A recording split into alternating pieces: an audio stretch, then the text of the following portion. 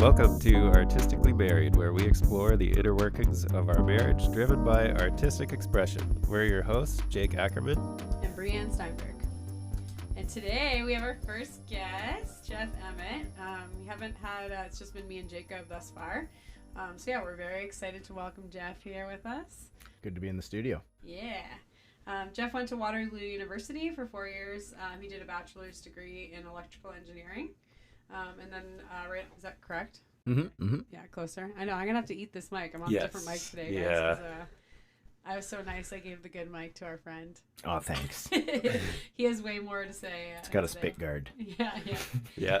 He's got a lot more to say than me. So almost right out of university, started working for the travel company Free and Easy. That's right. So we're going to hear a little bit about that. And then most recently, Jeff has worked for Block Science, doing engineering communications research on blockchain, which we're really excited for him to kind of bring his knowledge to us today. Yeah, and for anybody who those words just fly right over your head, we're hoping we can clear some of that up. Yeah, for me as well. Yeah, me too. Yeah, we've been friends with Jeff, and we pick his brain all the time, and still have to go back and do research after he leaves the house on half the words. So yeah, we're really excited, obviously, like we said, to talk about blockchain and cryptocurrencies and mycology and all the different things that he has to offer. But yeah, first we're just gonna hear a little bit about Free and Easy, because I think that's when we met, and that's we were always living vicariously through Jeff and all his adventures. Right? Yeah, we never knew what country he was coming back from or where he was. Yeah. So yeah, do you want to tell us a little bit about Free and Easy? Yeah, so I met them on a year travel after I graduated. I hit the road, bought a round-the-world plane ticket, and towards the end of that, ended up in Thailand on a 40-day trip around Southeast Asia, around Thailand, I guess, southern Thailand, and had a great time. It was just really super laid back. It was 40 days, so we had weeks straight on a beach, nothing else to do but chill in a hammock, head down to the restaurant or the bar, go for a swim. So I got kind of addicted to that lifestyle. While I was there, I met the owner of the company as well, got along great with my leaders. And before I left, I was offered a job doing some tour guiding. So it was either go back to Silicon Valley and be an engineer, or stay on the beaches of Thailand and meet 20 new people every month and go around and have the time of your life. So it was a hard choice at the time for some reason, but I think I made the right one. Your inner voice, it's like, oh, should I really be working harder than this? Yeah. I feel like I need to blood, sweat, and tears more. Yeah. I mean, there was a lot of good work there as well. It was a opportunity to plan logistics and travel in different countries, taking care of groups, and there's a lot of good learning, seeing how different people lived. Definitely my first real step outside of the Western way of life. I mean, I lived in England for a few months and California for a few months before that. So I got kind of outside of Canada, but seeing outside of the West and how little people had and how happy they were. And I mean, among other things, but I really challenged a lot of my assumptions, and I think allowed me to look at the world a bit differently for sure. Cool. And I feel like now you're utilizing a lot of those networking, strategies that you developed then. I mean, I remember meeting you and just thinking, you were so happy to share it with everyone else as well. So you were kind of learning a lot of those, getting people on board to whatever, you were trying to teach at the time, which I think now is carrying out into your current work situation. Yeah, it's funny how the dots kind of connect backwards. I feel like I took a hard right out of engineering when I left school, and really all of that came back to benefit me hugely, as did all of the travel experience, really, because when I first got into the space, I met Griff Green, who is this amazing traveling hippie wizard who builds all sorts of cool technology, and he was one of the first people that I was following, and he was saying on a podcast, actually, with a crypto influencer, saying that not all people in this space are devs, we need all types, and he was just an organizer type. And anyway, he was one of the people that brought me early into the space, because I shared an article that I wrote. I went to a crypto meetup near me, and I was talking about some of the technology, asking if anyone knew more about it. And I wrote an article, sent it to Griff, and he's the one who originally called me up and said, hey, come to Prague and meet the team. And at the time, he was I think ETH was $80, and he was like, it's not going to cover your flight, but I'll give you 2 ETH if you come to Prague and meet the team. And I was like, oh, sure. Like, sounds fun. Down for a vacation. Yeah, exactly. And then we hit the road to Thailand. We were in Thailand for some months and traveling in Germany, and I spoke some German before, and I was just like, I was so kind of at home right in that movement. There's a lot of kind of traveling nomad crypto people going to conferences, and it just fell right back into my travel lifestyle. It was really kind of funny how it all lined up. Yeah, it still kind of seems the same way. Like you're in this totally different world, but you're still just everywhere on the planet, and we never know where you're coming back Still from, just right? traveling all the time. Yeah, I never know either. Yeah. I think it makes more sense than ever, though, because of the nature of cryptocurrency. Right? Yeah. Well, it's just such specialized knowledge. When I first was doing the research, I was like, this stuff seems to be happening in Berlin, in Cape Town, in New York, the leading edge research, and I kind of found that it was, when I go to Berlin, you just run into so many researchers, and I mean it's a lot of social connections as well. Yeah. So it's the Web3 space is a very interesting space to build. I mean, there's a lot of ideology, there's a lot of like maximalism that I don't necessarily agree with, but there's also groundbreaking technology that could change the way humans coordinate at scale. And I think that's maximalism. Mean like theoretical? Maximalism, like, this thing is going to be the thing. Okay. Like Bitcoin is the only cryptocurrency. There's a lot of people who believe that everything else is like garbage and doomed to fail, and Bitcoin is the only one.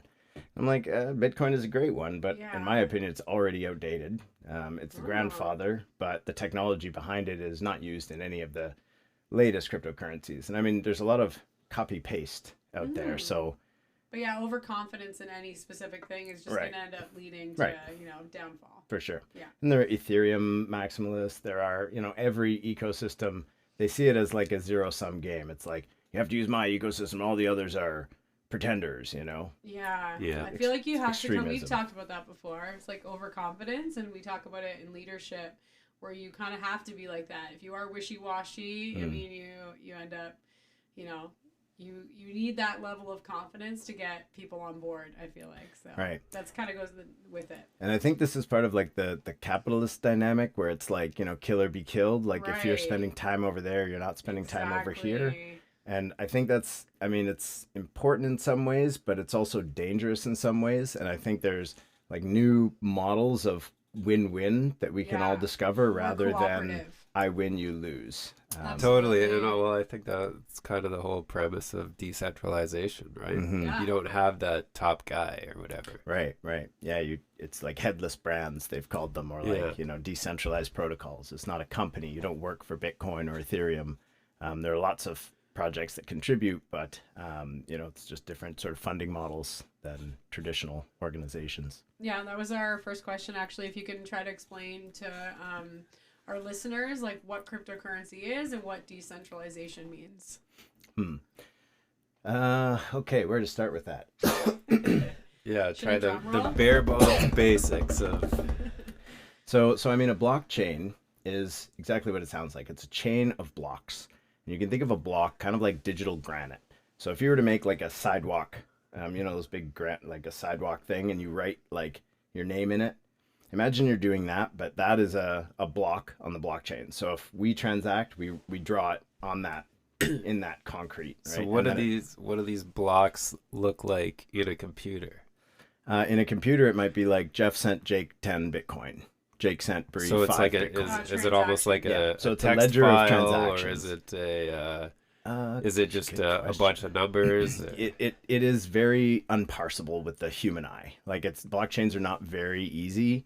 There are services that people use to scrape blockchain data and then put it into a way that humans can read it. But even then, like you can go to Etherscan, or like there's basically websites you can go to look at the transactions on the blockchain. But even then, it's like looking at internet code. Like it's not fun. Okay. But it could be easier, and it will get easier for like sure. I go on my bank account, and it shows like I spent $20 here, and I took $20 out of the bank. That's exactly right. it. But even to get that program on your app would look like just a bunch of code. I get it, but we have a similar situation happening with our bank accounts. Exactly. So if you send money to me, what happens is you tell your bank, to send money to my bank. Right. And your bank guarantees that you have money and my bank guarantees that I get the money, kind of thing. But that's not a transaction between you and me.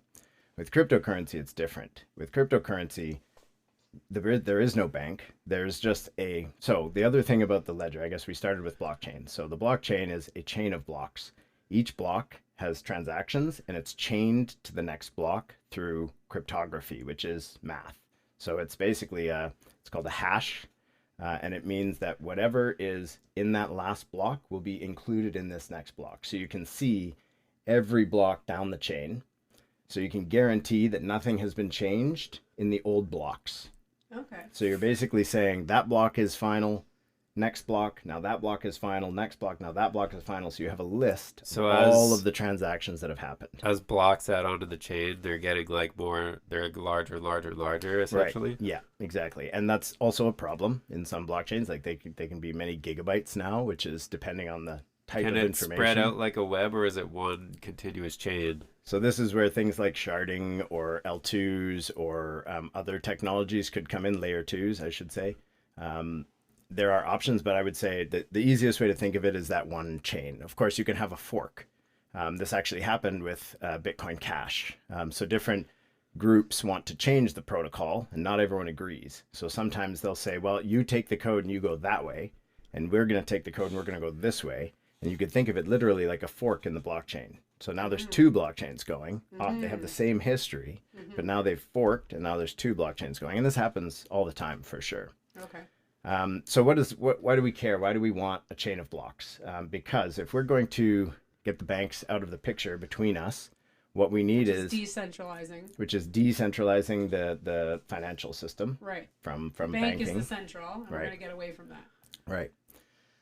So what we need is triple entry accounting. So there was a big innovation in Italy the Renaissance period with double entry accounting. So Italian merchants, and this was when like finance really started taking off in Europe, they started tracking not just what you had, but what you had and what you owed. So it was assets and liabilities. And profit and loss. Right. Yeah. Similar. It's my jam. Yeah. So now you know what you have and what other people owe you. Now that enabled finance to travel, because merchants in far cities could know the assets and liabilities, and then they could trade, as opposed to just having like gold or something. It was a financial system now. Yeah. So that was a huge innovation in accounting. I don't have just $20. I have also the $20 that guy owes me. So now I have $40 to give him. Exactly. So we went from just knowing what I have to knowing what I have and what you have relative to me. Right. And now we're going to triple entry accounting. So what blockchains do is they allow you to see what I have, what you have, and what we have. Right. So the ledger, the cool thing about the ledger is this is open ledger. So anybody who runs a blockchain or a Bitcoin node or an Ethereum node has all of the blocks. And by running, you mean they're actually like organizing, or they just are part of it? So meaning they're running a computer with the software that's running a node. Gotcha. So like or a miner, for example. Yeah. So when you're running a node, you have a copy of the ledger. And when we transact, the protocol just says, oh, Bree wants to send Jeff 10 Bitcoin. Does she have 10 Bitcoin? Yep. Cool. Okay. She can send it. Yeah. So the job of the bank before, which was to make sure you have enough money to send, is now just a protocol. Because everyone can see the ledger. Everyone can see your wallet. Now, they don't know who Bree is, because you have your key is 0x59 blah blah blah blah blah. It's a cryptographic key. Okay. So it's not your name connected to your money. It's your wallet address connected to a number of Bitcoins there. Yeah, that was kind of one of my questions, like how does it maintain safety? Because the thing that keeps it decentralized is like all the information is there in those blocks, right? But obviously some of it is confidential, or you're not able to. Right. So I would say it's pseudonymous. So it's not anonymous, it's pseudonymous, which is not quite as good, because you can do all sorts of, in the same way that corporations analyze your transaction data or your behavior online, and they can figure out what to sell you. You could do the same thing with blockchain data and figure out like, oh, this wallet keeps interacting with these wallets. We're pretty sure that's that person. Right. So, I mean, there's already like spy agencies or whatever, the like different analytic groups that study blockchain data and try to figure out who is who. So it is not a very good security system. Right. But what's why coming? Why would it be secret? I don't understand why it's beneficial to be secret. Well, you don't necessarily want like everyone to know all of your financial transactions, right? So if we're moving to a world where we're spending more and more, right? Yeah, they totally. sell me all the stuff. Oh yeah, they know exactly what I want. And this is why we need to get corporations out of there too, right? Right. Yeah. For sure. They're just doing data analysis, sending me all this crap. For sure. Yeah, okay, yeah. Okay. It's terrible. I get it. But we don't want to open that up to the whole internet, right? Because that could be also dangerous. If someone knew where you spent, money every Wednesday at noon, then they could meet you there, which like just by looking on the internet, where you spend money on Wednesdays? Yeah. Where can I hit up this person? Right. Yeah. So we need safety and security and anonymity, and I think pseudonymity could maybe part of it, but I think the zero knowledge stuff is very interesting. ZK, new technology where you can basically prove things without letting anybody know what that information was. And I think this will be a revolution for like how we enter data online in the future, because if you have your data and let's say you're booking a flight and they don't have to ask you like, what is your name? What is your age? What is your gender? Like all these things. Yeah. All they basically get to do or would get to do is say, are these criteria met? Yeah. And you have your data, and your data basically gives them like a green light or a thumbs up without saying, yes, I am Jeff Emmett, I am a male, I was born on this day and to this blood type, and like, why do they need all this information? We can do transparency without bias. Right. Right. And I think that will bring, our data security back to us. Like if you think about how our data is stored today, Jeff Emmett exists in hundreds of databases and hundreds of corporations around the world. And if I move, I have to then go like to each of those and change them. And like some of them get out of date and some of them I don't want to be in. And it really should be my data that they're able to like request access to. And I can give it without giving the information I don't want to give. Right. When I update my information, I just update it once. Yeah. And this is what we could do with these technologies too, because we could put more than just transactions on a blockchain. We could put data as well. Not necessarily personal data. We don't want that on an immutable ledger on the internet. No. But we can use it in ways that makes far more sense for data security. Yeah, we want ourselves to be like have more accessibility without other people being more accessible to us, right? We want our workings of life to be like stress free without other people attacking us. Right. Okay. Cool. So the blockchain is kind of just like a mechanism. It's basically a program or a tool. Cool. And then a cryptocurrency then is a form of currency that's utilizing this tool. Right. Exactly. Yeah. So Bitcoin is a cryptocurrency and it runs on a blockchain. So Bitcoin is a token that transacts. And I mean, the funny thing about tokens is they never really leave the blockchain. Like there's no actual coin. Neither Bitcoin. does our money anymore. We were just talking about this. We all have like all digital currency. When's the last time you held cash? Yeah. Well, that was a statistic I heard a while ago. They say only 3% of cash is actually like in existence, which is funny because they always say like, oh, they keep printing money, and well, I'm like, they're not actually even printing anymore. They're just making more numbers in a computer program. Yeah, exactly. It's mostly derivatives, to be honest. There's like, oh man, derivatives markets are in like the quadrillions of dollars. It's crazy. Sorry, what's that mean? So derivatives meaning like complex financial instruments based on like other financial instruments based on real things. So basically like financial Ponzi's almost, but it's like bets on risk almost. So like, if I'm a rice farmer, we were watching like the Big you're Short. You're short, you're stock, long. I think they're gonna lose, so I'm gonna make money off their potential projection of a company. Or credit default swaps, all these like the mortgage crisis in 2008. Those were derivatives markets that blew up and took down the financial system, right? The global financial system. Yeah. And housing making markets money off too. Other people failing, that's so cringy. Right. So there is important use for derivatives and financial instruments, but I think the way we do it today is like a parasite. Actually, our financial system is a cancer. Wow. And it's like sucking up the world's resources. I've also heard that something along the lines of like 90 cents of every dollar spent is kind of like hoovered up in the financial system. Yes, And I'm yeah. you know, not like some lady buying bread. Of course, most of that is going to the bread and the shopkeeper, whatever. But Right. of every dollar that transacts worldwide, 90% of them are like purely financial, like Yeah, buying right. derivatives, trading derivatives, like not Convenience real fees. things. Well, they say that too, like the creation of money. Like you're like, okay, I want a loan for my house. The bank will like take that and then like do what it wants with it like 10 times. And that's how it ends up creating more.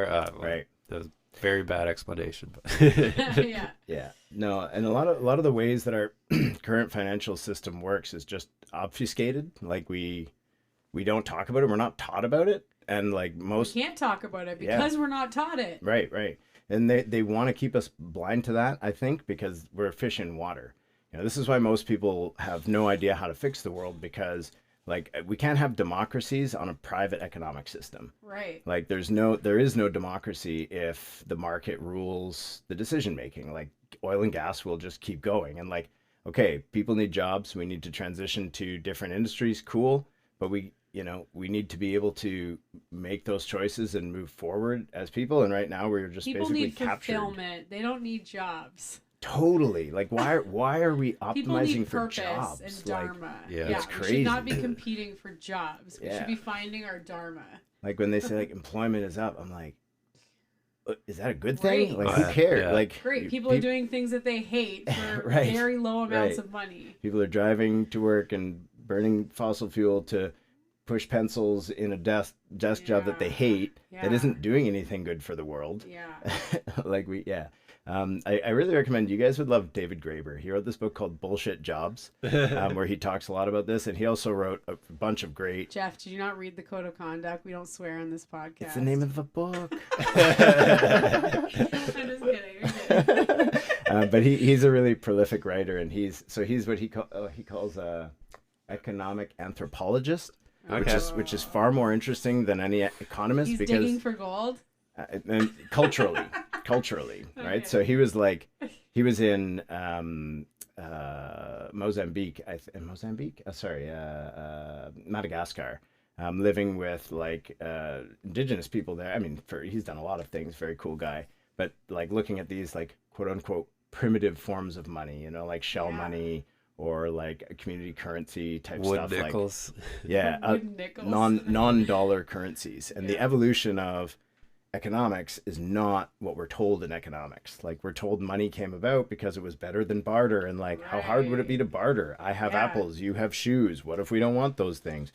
You know, that's not how the world worked. No. The world worked by people just sharing with each Trade other what you have. and taking care of You're each not other. thinking about what you don't have to trade. Right. You look at what you have. Right. Like, hey, I like your bracelet. You like my sweater? Let's go. Or like, I have apples this month and you have a turkey next month. We'll just be is friends and perfect. share food. Like Yeah. it wasn't a direct trade system. This is looking at like our, Amazon Prime system and trying to figure out how we would do that as a barter. Right, Like, right. No, it didn't go like that. That's not how it evolved. Yeah, exactly. Yeah. Cool. Yeah, we'll check it out for sure. Okay, Alright. well, anyways, I don't think we answered that question really, but that's okay. I love that. What do you mean? right We there. answered it. What cryptocurrency? What is a cryptocurrency? Yeah, we did. We were talking about it. So I would say a cryptocurrency is, I mean, a lot of people say Bitcoin is money or Bitcoin is gold, So, and I do think this is interesting because it's a new form of currency that is not nation state issued. Most currencies in the world today are nation state issued. I mean, there are some examples, right? Canadian Tire issues money. Okay. And that's one of the most successful examples of like a corporate currency, Right. in the world. They study this worldwide Wow. because it's like, wow, there's so much Canadian Tire money in circulation, and like it's Oh, so now it all goes reliable. on a card too. Now it's digital. It's Yeah, not it's all paper and digital anymore. now too, No, yeah. no Oh, I didn't paper even money. think about that. That's Totally. a cool Printing example. is expensive. And I mean, you could think of these loyalty points programs as like their I was just own gonna say kind that. of My mini PC cryptocurrencies, points. right? Yeah. But what if you could trade all of them amongst each other? Like, what if you Yeah. could trade your Canadian Tire money for your PC points, for your flight Yeah. bucks, for your Because I can Totally. only use my PC points at a couple places, right? So and they do that kind of on purpose. I mean, one for probably liability, but Yeah, you also said it's to loyalty, it's right? right. They want wanna you to keep it in stay their in that business, right? Yeah. But I think there are benefits to enabling liquidity between these types of things, and we'll, see more of that, I think, as cryptocurrencies evolve. But Yeah. I They think don't have to be just one or two. They could be tons. yeah, Right? yeah, Endless. exactly. As We're long going to as see we as take many out the bank. we're going to see as many currencies as we have like websites today. Cool. I remember at the beginning of the internet, I made a website about emus in like grade 10, and I was like, it's probably the only website on the internet about emus, and now there's probably like 15,000 at least, Yeah. Yeah. but this is how it will be with currencies as well, that there will Cool. just be currencies for everything. Yeah. And some will do well and some won't, and that's also part of the, like, it's alive, it Yeah. evolves. Well, right? this I was was thinking about making dance bucks. this was something I thought too. I think people are looking at it the wrong way right now. Like they're basically treating them as new stocks. Like they're going to buy some and they're going to invest in it, and it's going to go up in value, and then they're going to sell it, and they're going to get more American dollars back for it. Right. Where that's not necessarily the purpose in the first place, right? Right. I do think it's an interesting feature of the tool. Like this is, I think, why it's why I got interested, right? It was I had a friend telling me about it. I put a bit of money in, my money went up. I was like, oh wow, this, like, what is behind this, Yeah. And I think early cryptocurrencies are as much Ponzi as like the fiat currency system.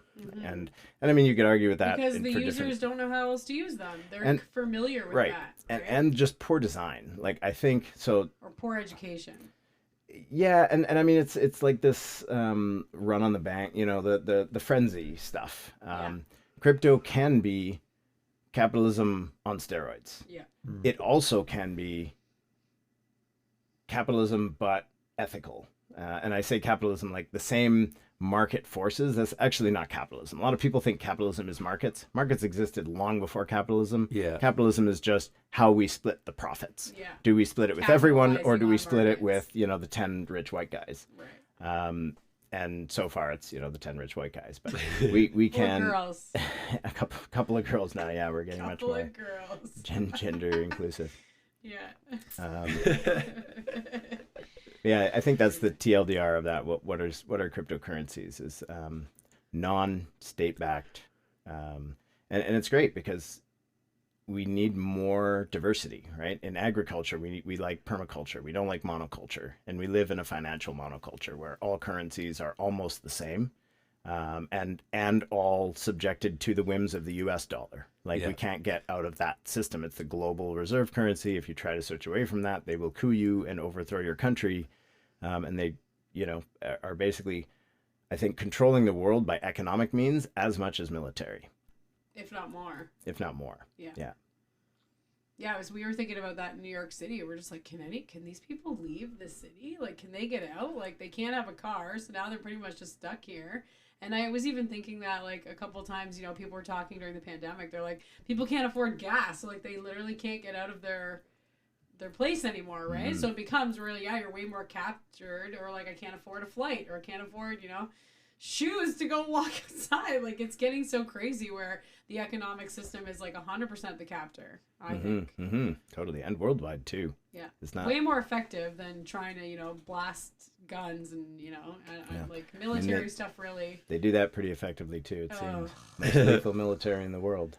Yeah. Yeah.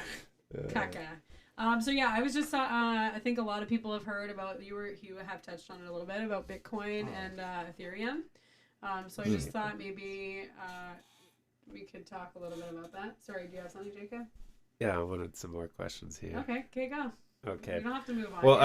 I was gonna ask like, so what would happen like if the internet went down somehow, I don't right? like this question. I put in brackets like zombie apocalypse just Oh because my I was God. like, if the internet went down, I don't think anybody would even know how to function in daily life now. Yeah. So you'd have a lot more problems than like, oh, is my Bitcoin, still If the valid internet or goes something down, like does that. the hydro go down But too? Is that all? Is one that thing? is that sort of an issue that this is 100% stored on the internet, or I guess the fact that our currency now is basically all over the internet anyways, it'd be the same sort of problem, right? Yeah, I think, in the world moving forward, we need to be more redundant. We need to be more resilient than efficient. A lot of the past 40, 50 years since 100%. has been all about efficiency, and it cuts redundancy. Evolution. And yeah. then we've got a problem because we're very brittle. You know, if one thing breaks, it all goes down. Yeah. Yeah. And I think if the internet broke, or if they shut it off on us, because they do that too. Yeah. I've been saying that a lot in construction. Like, we have very well-built, efficient systems, and nobody that knows how to operate them. Yeah, totally. Yeah, so true. Wait, I totally lost it. Oh, sorry. I should have. Oh, yeah, redundancy. Redundancy, right. Yeah. Sorry, what was the question again? If the internet goes down. If the internet Right, goes right. down. I think we'd be screwed in a lot of ways. But That's what we're waiting for. in a lot of ways. But I think these technologies also offer alternatives to that. So I think part of our problem with these systems are centralization. Again, our internet is provided by ISPs. There are like 3 fucking ISPs in this in this country. Sorry. It's all good. We can cut that. Yeah. No, I was joking. You can swear. I and just if one can't of them, swear. I just hate monopolies, you know. And Rogers goes out, and like a third of Canada shuts down, right? Yeah. Like that one outage, it was like, whoa, that is extremely. Oh yeah, we were point of camping, and they were, centralized like everywhere we went, they were like, centralization. no, we can't take any debit. Right. Oh, yeah. So what if we had decentralized mesh networks where, just like in the military, if they're moving into, you know, territory where they don't have antennas or whatever, they have basically mesh networks where a signal comes, let's say, from a satellite to one tower, and then hops and hops and hops and hops and hops around all of the different units so that they all have coverage. We can do this now with decentralized technology. You could actually put an antenna up on your house, and same sort of thing. If people are passing by your area, they get, you know, their requests go to your tower, and you get paid tokens per thing that you request, and it's, you know, completely automated. So you are now the ISP. Right. So we could decentralize internet service providers, and then they couldn't shut us down. Right. Because what happens when governments get increasingly paranoid about the power of their people and the dissatisfaction of their people, like this happened in the Arab Spring, like in Egypt, they just turn off the internet because people were organizing. They just shut off the internet. Right. And imagine if you're organizing with your friends and then you have no internet, what are you going to do? Yeah. Like, you can't anymore. Yeah, no so they have these communication. control taps that they can, and would they do it in Canada? Maybe not yet, but I mean, the CSIS just sent, the Canadian CIA sent a, communique to the Prime Minister's office saying, Canadians are going to be finding it increasingly hard to survive because costs are going up, housing's going up, like there's going to be unrest. That was the report. Yeah, I saw something that was like, we're officially in recession, big block letters. I'm so like, we're oh, doubling down on man. police budgets and surveillance technology, and come on. Well, when I saw them turn the bank accounts off of like the truck convoy, I'm like, yeah, it's possible. Yeah, exactly. Another reason happen. for decentralization in the monetary system. Yeah. Well, Economic they, sanctions too. Same They way. determined that was illegal, and then they said they were sorry. Oh, they did? So sorry. Yeah. But I mean, we Way still. to go, Trudeau. I mean, the U.S. sanctions 2/3 of the Bigger countries power. in the world. 2/3 of the world's poorest countries. Very The U.S. is sanctioning, economic sanction, like literally a full third of the world. Wait, can you explain sanctions? So a sanction is when, like, what U.S. does to Cuba. So they say, okay, you're not allowed to trade with us, and actually, like, no one is allowed to trade with you. So they'll put up like a blockade, and they've done this to different countries, and it's devastating to people, right? They're using it as a political tool, like they sanction, or the economic sanction on North Korea. Political leaders. Right. Unfortunately, it ends up affecting the Exactly. civilians. The leaders are rich and corrupt, and They'll figure living it in out. their millions and getting money in and out however they want. Yeah. Meanwhile, the grandma at the market is trying to like get some onions for her soup, and economic travesty because Can't of afford it sanctions. because it costs so much to get it in the country. And this is like economic terrorism, I would say, literally. It's brutal. All right, so we can't go without the internet. Yeah. So I mean, I think what these tools offer us is like a way to rethink bottom up community sustainability for all the essential things we need. Yeah. We need energy. We can do renewable energy grids. Actually, this is one of the best things because what's very quantifiable? Electrons. Electrons are generated by the sun. Those can be tokenized. You can use that as a yield. Like this could be a financial instrument where we could have a community pot that you put money into, it produces whatever, a solar or geothermal or tidal, wherever your community is. Yeah. And then you earn off of the money that's coming back. It's like a forever money, you know, like, cool, let's put money into this rather than Google or Microsoft or Apple. Like, why am I buying these companies of like tech stocks that are already moon sky high prices that don't make any sense? Yeah. Why don't I put my money into local energy sustainability? Yeah. And you're right. I think hydropower dam or something. we've spent so much time fixating on how to, like, you know, revolutionize or keep progressing through our like technology. And really, when I look at it, I mean, don't get me wrong, I am in love with ChatGPT right now because it's doing all kinds of work for me. But really, if you think about it, to just keep progressing our like social networking abilities, I mean, we need food and water and hydro. Like, we need to figure out, like you said, we need to get down to like the redundant and the things that are like, you know, that we need to survive, instead of just continuing to filter money into these organizations that are just allowing us to, you know, work more. Right. Yeah. Really? Totally. Yeah. Oh, this will allow you to work in every country in the world. Great. Right. You know? Yeah. Now you can go I on need vacation. to feed my family. Keep working. Yeah. Now you can work on vacation. Yeah.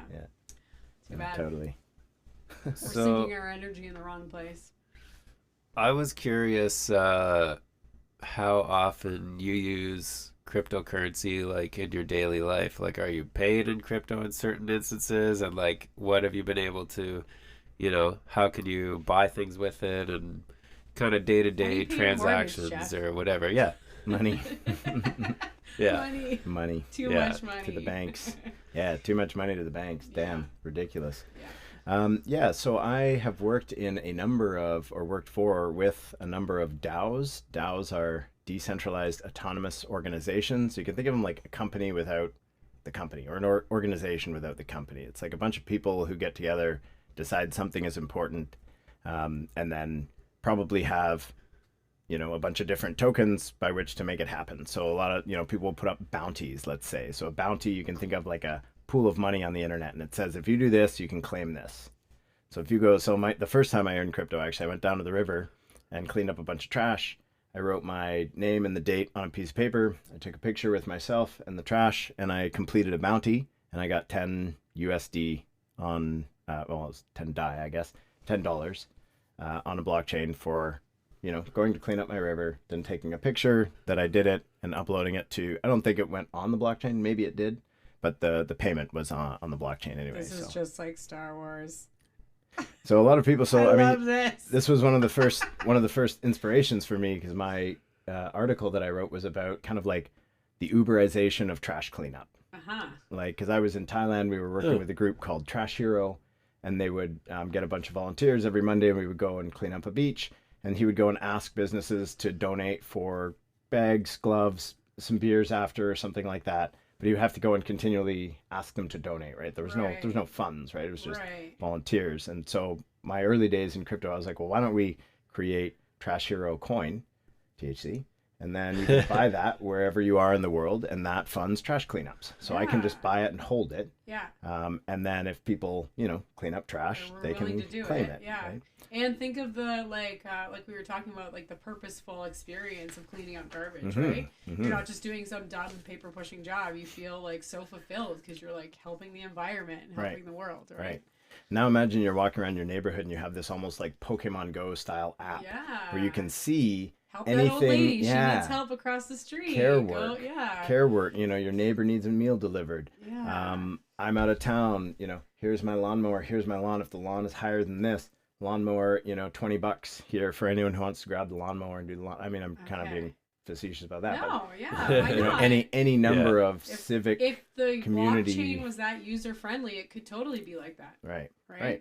We used to be like that. I mean, it wasn't on any like digital platform, but shouldn't the digital platforms make it more easy accessible? I know everybody on this street because look here, it's right here on my little, like you said, like a Pokemon Go app. Right. It just asynchronizes the transaction when you put it up on a big board in the sky. Because now we find these, like, we do these things when we, like, if you're talking to your neighbor because you're out and she's out and you see her, then you have the conversation, you know she needs something. That literally never happens anymore. yeah, exactly, right? Because people drive into their garage, they walk into their house, and they do not talk to any of their neighbors. Right. So if we have a big kind of like help board, you know, in the sky that we can put up, bounties for. You know, Yeah. people can just come along and be like, oh, wow, there's value here for Yeah. me to put my time into something. And Yeah. actually it's, you know, helping my neighbor. I would love to do that. Yeah. And you're right, it skips the bank because it doesn't go from, you know, like, oh, it goes to my bank and then my bank pays your bank and your bank pays you. Right. I'm just giving you social credits, right? Social tokens. Right. Awesome. Or it's a smart contract Right. that's just I holding wanna a get bunch into of money what smart that can contracts drop. mean. Yeah, right. How are they established? How are they used? How do people make them? How do they use them? Right. So this is probably the big difference between Bitcoin and Ethereum. Like Bitcoin, people say is like digital gold. It's like money on the internet. Ethereum is kind of more like digital oil. So it fuels transactions because what Ethereum did over Bitcoin was it said, hey, we can put more than just like, you know, Jeff sent Bree 10 coins on this block. We can actually put code in that block and that code can run stuff. So now they said Ethereum is not just, you know, decentralized money, it's a decentralized computer because you can create smart contracts and smart contracts exist kind of on the internet like a robot with a wallet. And whenever you interact with that robot, it can either, you know, send you stuff from that wallet or receive stuff to that wallet. So if we said, you know, we are a group, a community, and we want to put money in this community, but it's not your money, it's not your money, it's not my money, we'll put it in a smart contract. And that smart contract will let that money out whenever these conditions are met. People do it all the time. It's investing, right? Right. Investing principle. Let's pool our money together to do something bigger than ourselves. Exactly. So it's kind of like, you can think of it like a group wallet kind of. I mean, there's all sorts of different ways to do it. But it's kind of this idea that you can have money sitting in its own, like your fridge could have a wallet, you know, and that could have a smart contract in it that says, hey, when this fridge is empty, order more food and spend this money on that food. Mm-hmm. So there you can have a smart contract in your fridge controlling a wallet in your fridge that you just fill up maybe once a month rather than having to go and buy the food. Your fridge buys the food. Cool. And I mean, this is a little bit silly technology, but I mean, I think it's an example we can understand. I don't think, you know, smart fridges that order your own food is necessary for I think smart furnaces that order their own filters is. Yeah, sure. Because who remembers to change their furnace filter? Exactly. Nobody. Me and Jake are landlords and we know best that no one changes their furnace filter. Yeah. Let's give that furnace a wallet. Do your own shopping, bud. Time to grow up. Yeah, time to put on your big boy pants and order your own filters. Yeah. I love that. Okay, yeah, that makes way more sense to me. The whole like smart contract thing. I was reading about it and I'm like, I don't get it. Yeah, so Ethereum is basically like the gas that powers the transactions on that network. Okay. So if I want to interact with the smart contract, I have to power my transaction from me to where it's getting to. So you kind of think it like a little, you know, train, or it needs gas to get there. So that's what Ethereum is used for, and that's what gives Ethereum value is its, I mean, among other things, I suppose, but it's redeemable for use in the network. That's what people use Ethereum for. Okay. So yeah, I think it's a whole different paradigm than Bitcoin. Really. Wow. I totally just grouped it together. But so then Bitcoin is, would you describe it more like a traditional currency? Just in the sense that it's like it's something that you hold and the value is that it is what it is and you can trade that for goods and services. Or yeah, I think eventually is the hope. I think a lot of the value behind Bitcoin is the hype. But then again, most of the value around our current system is also the hype. So it's not to say that like, the hype is what even gives immaterial. our own money value, right? Yeah, belief, belief system, totally. And I think Bitcoin proved some things that had never been able to be proved before. Like there were lots of experiments on e-money in the 90s and early internet days, but Bitcoin was the first one to unlock it, and that, you know, on its own is something. Obviously, it's something. Bitcoin is worth $100K. But I do think that one Bitcoin, $100,000 American. Yeah. You used to be able to go on the internet and into a Bitcoin tap, and just get 5 BTC back when they were like pennies or fractions of a penny. Yeah. And you could just claim 5 BTC. That would be $500,000 today, like just off a tap, like an internet. Like, give me 5 Bitcoin. Holy crap. Yeah. Right. You guys know the Bitcoin pizza, right? Now I get. Yeah. the first real world transaction, because for a long time nobody thought Bitcoin was real, right? It was trading at They were cents, or it was collecting trading it at like it was memorabilia. right, Or right, like, right. Yeah. But the first real world purchase was a pizza. Okay. Someone said on the internet, I'm going to prove that you can use Bitcoin to buy something in the real world. I'm going to find someone who will take my Bitcoin and then buy me a pizza and deliver it to my house. Right. And I think they paid 10,000 Bitcoin or something like that for a pizza. And at the time, I mean, it was $20 or whatever that the pizza cost, maybe whatever. But now it would be many, many, many millions of dollars. Oh my gosh! Now I get why everyone wants it to be anonymous. Yeah. You And don't also know who owns this Bitcoin because they're the richest humans on the planet. right.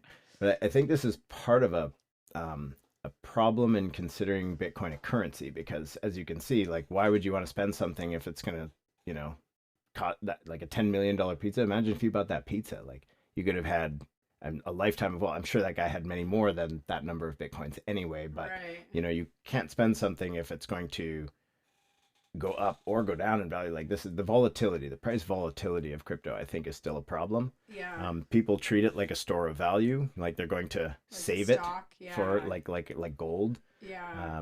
But I think it's still a little volatile. I mean, yeah, this is, as long as you are okay with your money, potentially going up or down by 50% on any given day. It's definitely a potential, massive potential for the future. But you have to be okay with losing whatever you have in there, because sometimes things explode because it's new technology that just hasn't been tested fully yet. Yeah. Well, yeah, I was curious if you I think like the real world example of El Salvador right now, their own country's currency completely crashed and they had no other options, so they have made Bitcoin legal currency in El Salvador, and from what I've heard, they say it's been working very well, and with the current surges in the market of Bitcoin, it's made everybody a lot wealthier who are using it or who has it, right? Right. So I was just curious if you knew anything more about that situation. Like, I was like, are people there now just going to the grocery store and they're like, here's 0.005 Bitcoin, and then that'll buy me my bananas and my cereal or whatever. I think in a lot of these places, they're probably far more likely transacting in stable coins. And this is something new, new, past 5 years or so, because a lot of people realized that volatility was a problem. So they said, well, how can we create a value stable token? So, you can do that in a number of different ways. I think it's really interesting, the types of experimentation we've seen, and how can we create value stable, like something that stays at $1, even if Bitcoin is going up or down. Make it more just like a local currency instead of it being on like a universal currency. Totally. More local than governing bodies that are not really working anymore. Right. Yeah.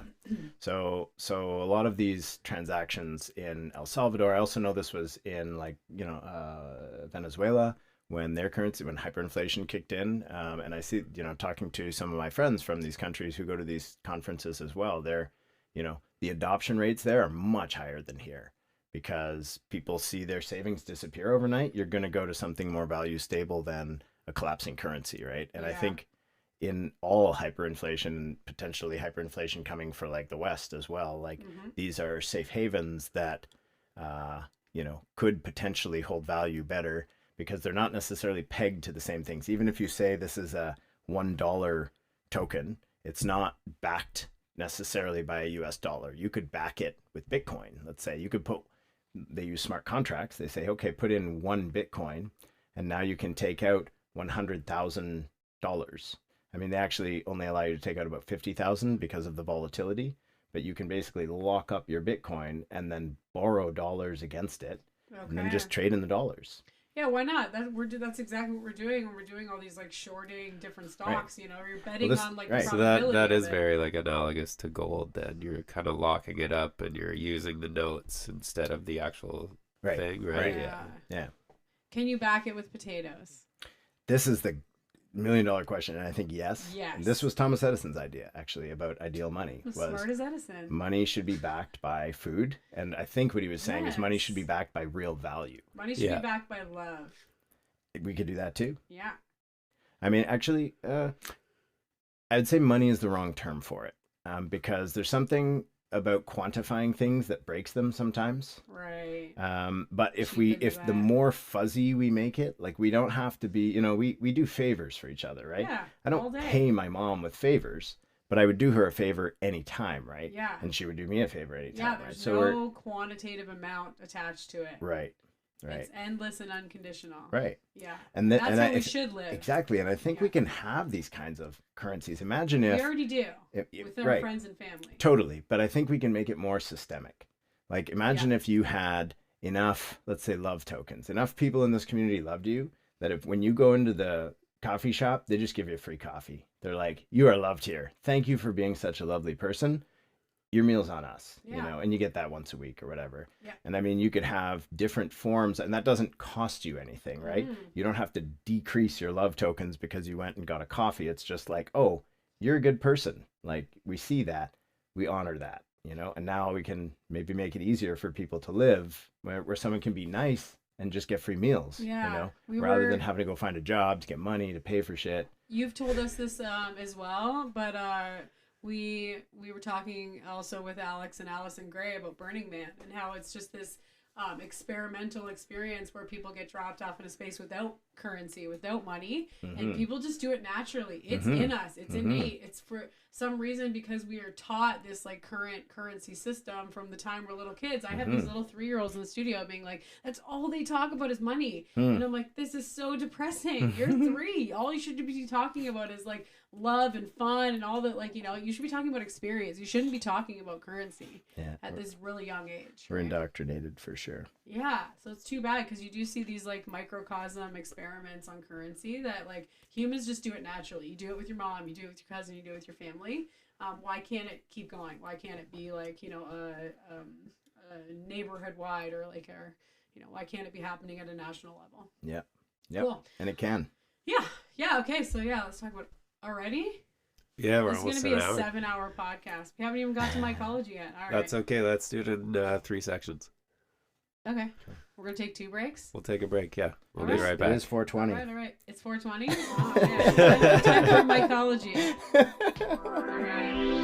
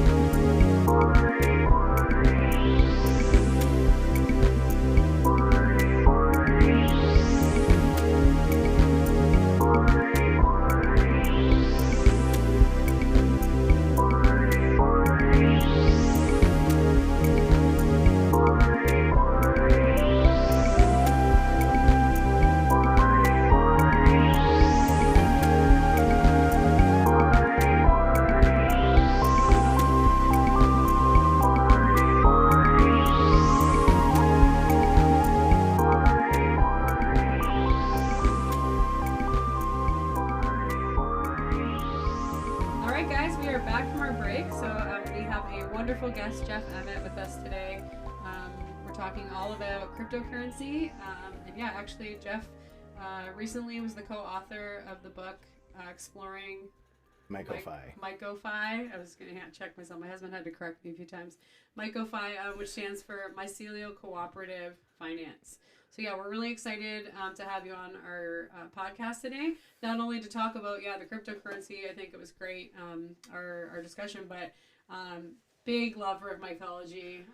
I know you are too. So yeah, we're really excited to kind of hear your take on mycology and some of the things that you've implemented now into maybe some promise for the future, right? So what are some ways that we can rethink our finances? What are ways that we can rethink our currencies for our current systems? Yeah, so fungi are really interesting organisms.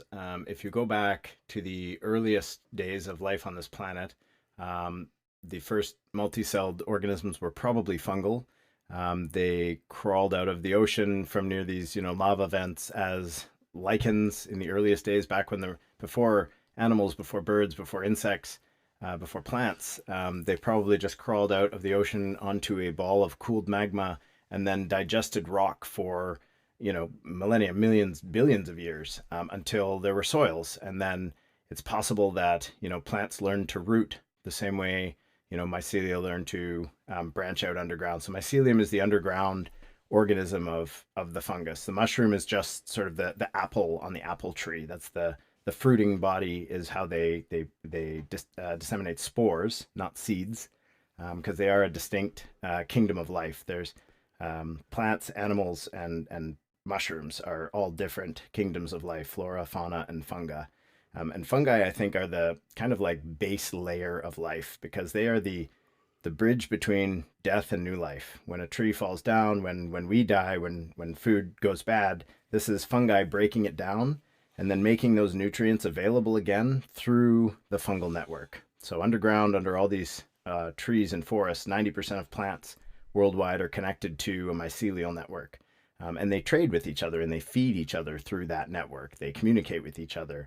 They recognize kin through that network. So this is kind of like the extended nervous system of the forest, and it makes the forest overall more resilient. An avatar, and with the people, and that they connect to the roots, and they like hear their ancestors when they connect their suhelu, and they connect their dreads to the guys. Avatar the blue guys. Yeah. That was Same inspired. premise. That was inspired by mycelial networks. Yeah. Nice. So this is kind of this, like, Paul Stamets has talked about it like a global brain, because all these mesh networks are connected underground, and they're sharing, and they're also fighting, they're competing, they're They cooperating. connect under the ocean? Communication, yeah. I believe there are aquatic fungi, yeah.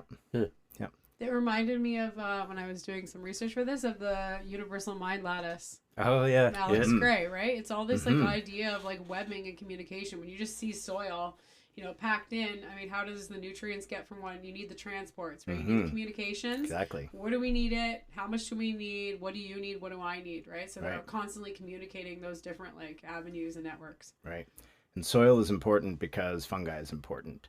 And this is part of the problem with monoculture, is it requires things like tilling and pesticides and fungicides, Right. which kills the mycelial network, which then makes our crops less resilient. Yeah, And we we have have to this feed them misconception more. that we want it like loose and tied up because it Right. makes it easy, but Right. that's because you're excusing or forgetting the mycelium. Right. Yeah. And when we break up the mycelium, then it can't root with the plants, and the plant, Right. like, it makes them more effective. They can grow better fruit. They can get nutrients more easily. And if they don't have that, we have to put more fertilizer on them, more nitrogen, more phosphates, and then those run off into, Lake Ontario and create algae blooms. And so we're kind of Right. creating our own problems by, destroying the economic, and I say economic, ecological support networks. I think we can think of these as like the economies of nature, not economies of currency, like $1, like money, but currencies of nutrients, Importance, nitrogen, value. oxygen, Yeah, value. Yeah. Very cool. Yeah. So in terms of, what we can do with our, financial system, I think we need to decompose the financial system. And I think mushrooms are one of the most intelligent, adaptive learners in nature. They just keep trying things until they figure it out. When they connect with tree roots, they actually excrete like the right enzymes to shut down the tree's immune system, so that they can then symbiote with or parasitize the tree. And this can be a good thing, can be bad. So trees, connect with the mycelium network, and then they get more nutrients, or they get taken over by a parasitic fungi because they have no defense against it. The mushroom can learn the enzymes that it needs to secrete to shut down the immune system of the tree, and even to digest its bark and all that. So they're really one of the most intelligent explorers in nature. So there's also benevolent and malevolent fungi. I guess it depends. They don't all work together. It depends who you are looking at the situation as the perspective of. Right, yeah, I guess So- it's all a subjective thing. A I pathogen guess, to right? who? A Yeah. benefit to who? Right. Yeah, and there's things that we Yeah, don't so maybe the understand. trees they were killing were, they were overstepping their boundaries or something, right? Or they found themselves in a zone of climate change where they're no longer fit for that ecosystem, and the mushrooms are just the harbinger of that lack of fitness somehow. And I think that like you were kind of mentioning, yeah, the permaculture is like, it's being like symbiotic between the whole ecosystem. So it's trying to, it's trying to play that weight, right? They wants to like know what's the best for the whole system. It's not necessarily like protecting and not even protecting itself. That's what I thought was crazy when I was reading about mycology. Sometimes it would sacrifice itself at the benefit of other things, right? It would like, I was asking Jacob about like in humans or mammals, we have like apoptosis where like a cell kills itself. It's cell death because it's not convenient for the system anymore. And so, yeah, I was wondering kind of about that with like, fungus, if that has like the same thing. So yeah, that's what I was wondering about. You were talking about the fruiting. So how does obviously, you can't talk to a mushroom, but what does the science dictate that it's like, where is it putting its energy? Where is it blooming? Where is it not, I think they have so many strategies. That's why I'm so excited to learn from them, because they have so many different ways of exploring these things that we have not even thought of. Right. Some fungi can have like 20,000 genders. They can impregnate each other. They can impregnate themselves. Like they are so creative, but they can be asexual. They can do it sexually. They have 20,000 different ways to reproduce, some mushrooms. Wow. So I mean, this is just like exploration, cellular exploration at the craziest level. Right. They're really interesting organisms. Very cool. It's all happening underground too, which is even crazier. We can't see any of it, right? Cool. So yeah, so your book is all kind of about bringing the two together. We just talked about this on the break. We're like, we have hours worth of mycology questions that we can get into. But I think for today, we really want to hear about your book that you co-authored and kind of how you're taking what you are learning from mycology and making it into like, the implications of our economy. Yeah. So, coming back to this sort of economic monoculture versus permaculture, I think mushrooms offer this great role model in understanding how different nutrient cycles can flow in where they're needed to in the network, and how does that happen? And it's the same question as an economy, right? We have all of this kind of like push and pull of things and goods. We do have a multi-dimensional economy. We just flatten it all to dollars, and we lose so much in that. We lose the good things, the things we love, the care work gets flattened out and forgotten because we're just collapsing everything to a dollar. But if we could keep, track of multiple things, and if we didn't have to centralize currency issuance to one particular sector, if that could just happen everywhere. Like mushrooms don't have banks, Mushrooms also can't get cancer. This is interesting. Mushrooms, they evolve too quickly. Like the cancer evolves, but the mushrooms out-evolve the cancer, right?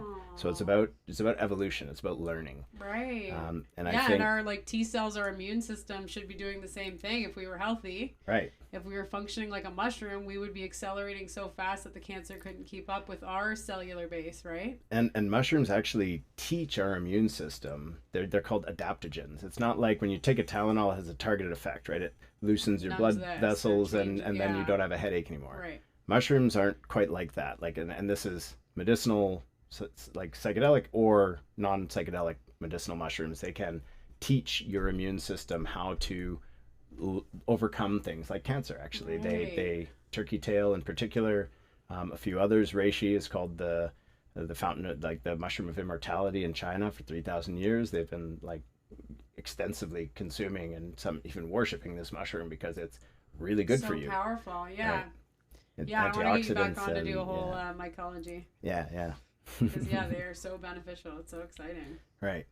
So if we have cancer in the body, we take mushrooms. It teaches our immune system. If we have cancer in our society in the form of this extractive financial system, I think we can use the same principles of mycelium in new economic forms to digest and outcompete this financial cancer that is our banking system, privatized economic system. I'm not going to say like the bankers or the tellers are bad people. Just the way that we create money, it's like our organizations are on dialysis. Companies need money to survive. It's like their lifeblood, but we have to go to this organization called a bank and say, we're going to be very productive. We're going to be very, on the ball. Please, if I could just have some of this lifeblood for my business to operate. And they'll say, well, maybe, but on my terms. Well, now we don't have to ask them anymore. We can just create our own based on the future productivity of our organizations Yeah, and or sharing ourselves. principles. Yeah. So I'm working with like growth coaches for my business, and I think it was the first time.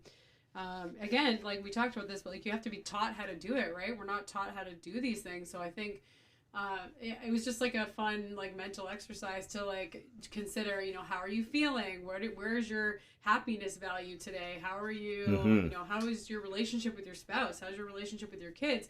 These are not questions that I typically am waking up asking myself. How much money's in my bank account?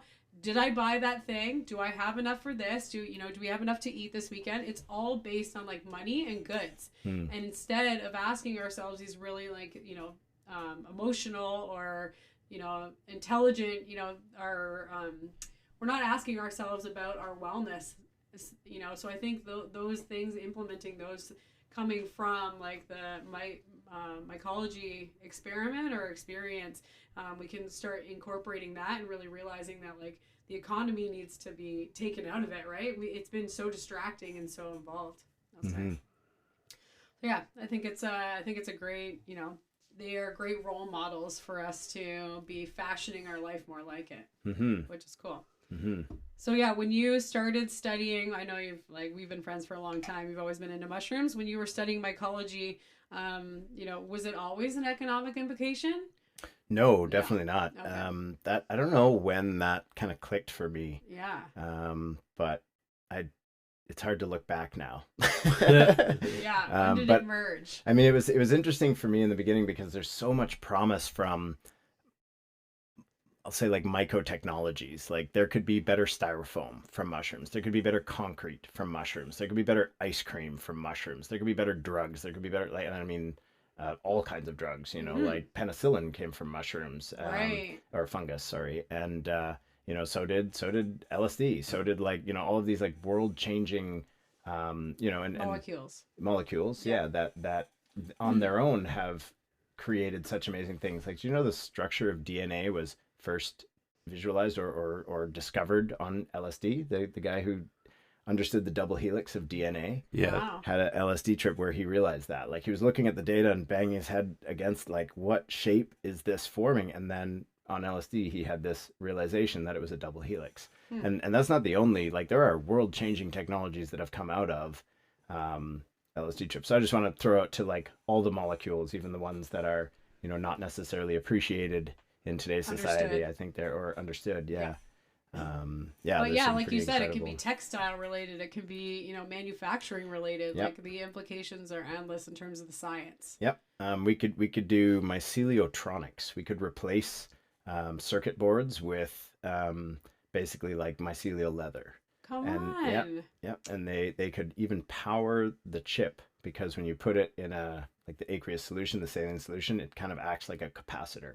Yeah, I was reading about radioactive Radio, mushrooms. yeah, yeah, Yeah. radiotrophic mushrooms Radiotrophic, they right. eat radiation. Um, So you nuts. have mushrooms growing on the outside of the space station. Same thing. They grow in space and they eat Wow. radiation. So Yeah. they're just really the We have most so much to adaptive, learn from them. interesting organisms. Yeah. Yeah, I see they're on like the outside of like the Chernobyl reactor and stuff Yep. too, and they're just cleaning that mess up too. Hmm.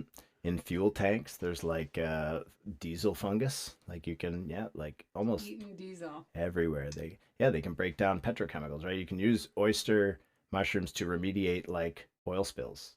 I think the coolest part is that, I mean, I'm sure now once you learn this technology, then you're just like, oh, hey, let's get those spores over here and clean up this mess. But the coolest part is that typically when people are discovering this, it's happening naturally. They're just doing it by themselves. Like Right. they're not being like planted here, they're just showing up there, which is Right. so crazy. A lot of the time, I think we just have to get out of their way, to be honest. Yeah. That And like you said, stop doing monocultures, right? Right. Stop interfering with them. Yeah, Right. like you Right. said, get out of their way. They will heal. They're after a huge forest fire, the first thing back is mushrooms, Cool. morels, and actually this is where Yeah. people go and Wow. forage, right? Because these are really prized mushrooms, Yeah. but they say, oh, look, there's all this unused material here. We will go break it down and move it to where it's useful. Right. So they're really like nature's arbitrageurs, because this is like arbitrage in a market is where, you have a price that's high in one place and a price that's low somewhere else. And then some trader comes in between and says, hey, I'm going to buy it here, carry it to here and sell it, and make some profit for themselves. And I mean, this is, I think, what mushrooms do all the time is they're taking nutrients from one place where they're in abundance and bringing it to another place where they're not.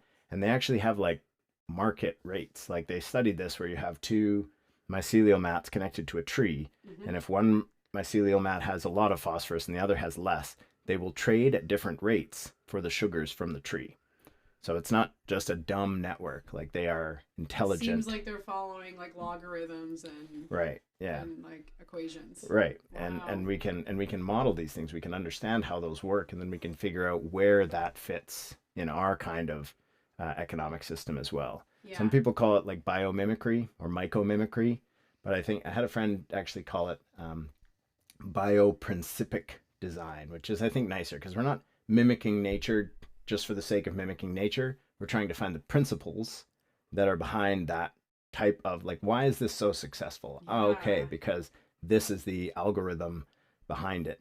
And cool, now we can take that and we can apply that principle in our system. So yeah. Mycoprincipic design or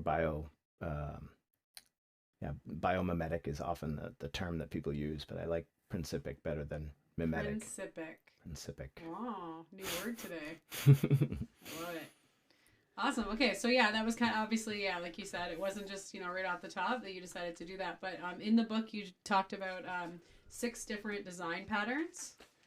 Yeah, do we have the book here? Yeah, where's the book? You can get started with Jacob. I will go get you the book. Yeah. I was also kind of,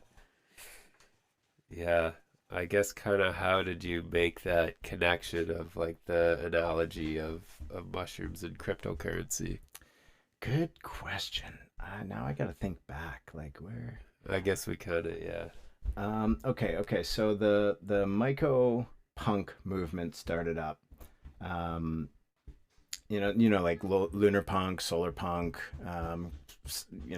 steampunk, all these like aesthetics, right? Steampunk is kind of like this like Mad Max aesthetic. That's like steampunk, gears and top hats and like pocket watches. And then a lot of the crypto space was all about solar punk. So they said, the future is, about solar power, and the future is about novel technology that's going to solve the world's problems. That's so solar punk. Like, let's live in a solar punk future.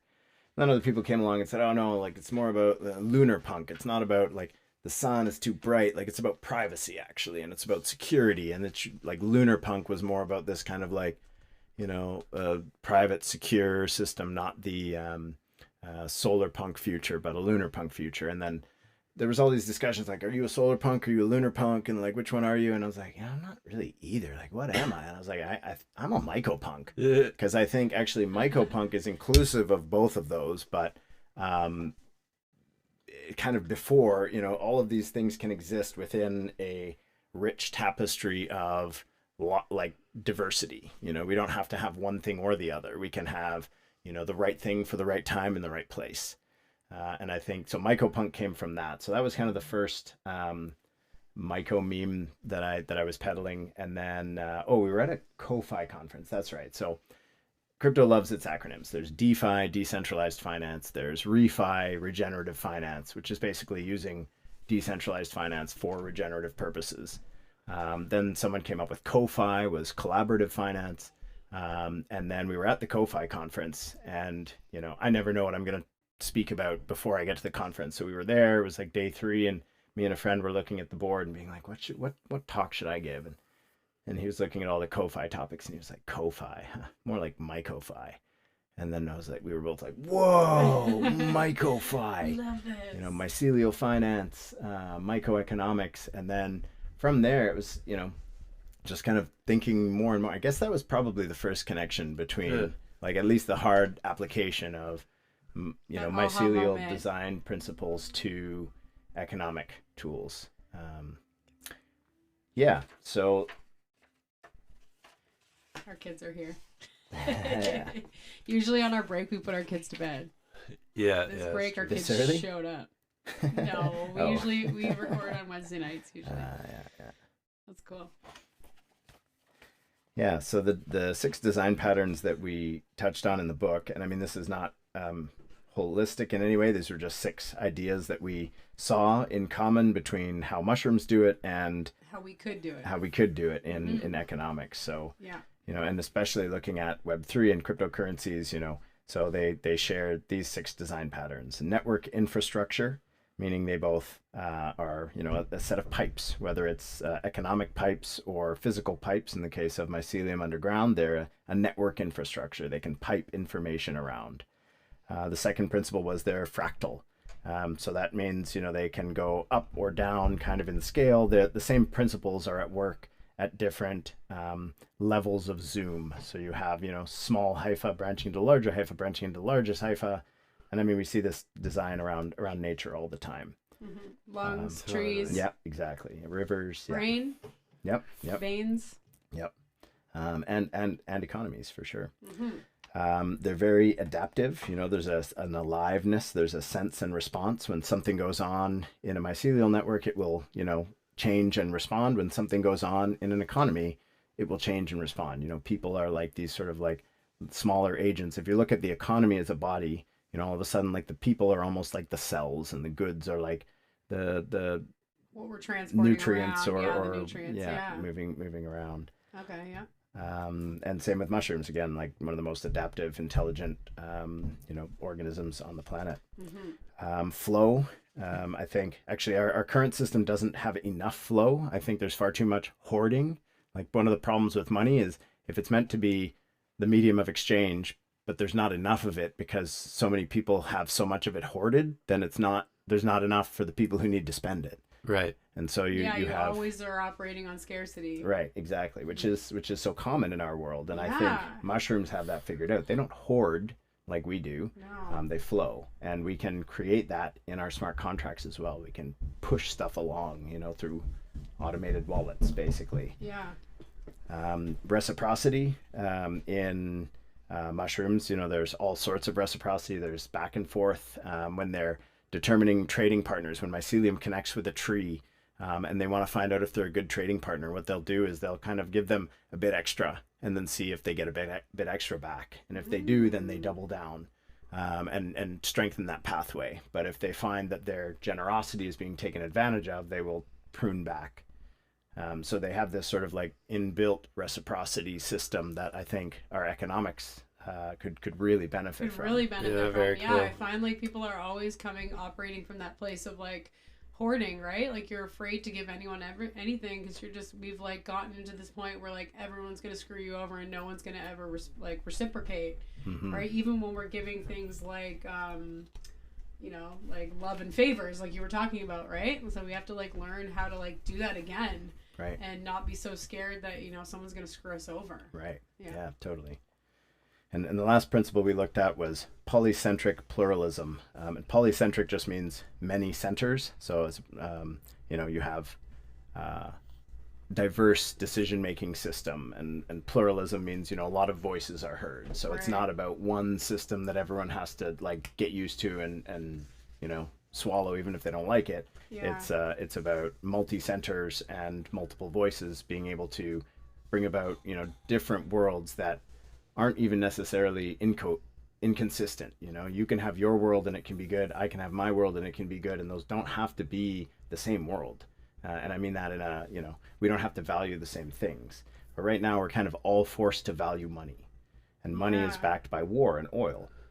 So this is why we're basically driving our planet, I think, to the brink of extinction, because we're all forced to value this thing, which is actually driving a lot of the problems in the world. Yeah, if we're supporting war and oil, like we need to take that support out, right? Right. If you would ask anyone, do you want to support this? They would say no. Right. And then to explain to them that, well, like you going to your job and getting your money and spending it under their system is doing exactly that. Exactly. Right? So I don't think anybody wants to sign up for that. It's just that like we all need to be taught different ways. Right. We just have no other options. And they do that on purpose, right? Part of the control mechanism is controlling the frame of the discussion. Yeah. And like actually, making another Like currency media is illegal. And education and And what you're allowed to do and what you're not. right. Like if you start issuing your own currency, they could put you in jail. Right.